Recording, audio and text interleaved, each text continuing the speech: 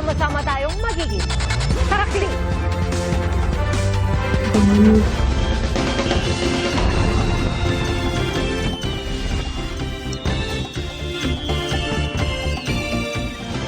Dalawang oras bago magpalit ang taon, buong puwersang nakasaksi ang GMA Integrated News sa iba't ibang paghahanda sa pagsalubong sa 2026.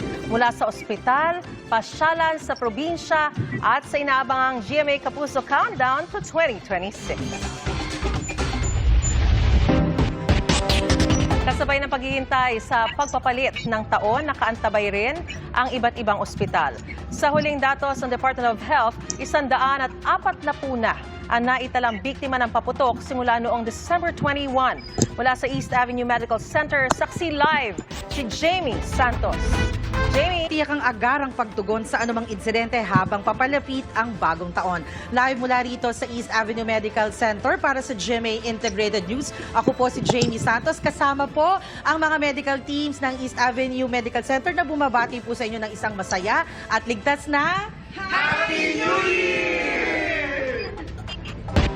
Kumustahin naman natin ang sitwasyon sa Boracay kung saan dumayo ang ilang turista para salubungin ang bagong taon.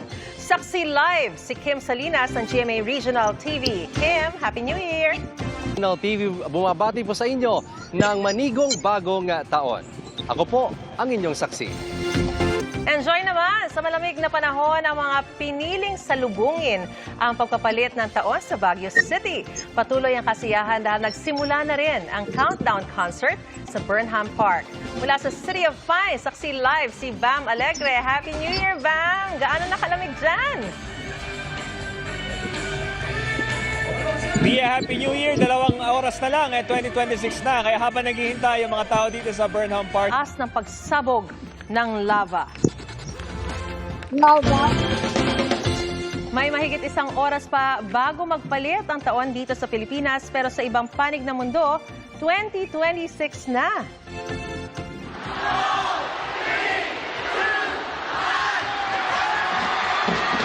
Sa Auckland, New Zealand, nag-countdown sa Sky Tower bago magliwanag ang kalangitan dahil sa mga pailaw. Ang grandeng fireworks display rin ang nagpaliwanag sa iconic landmark sa Australia na Sydney Harbour Bridge at Sydney Opera House.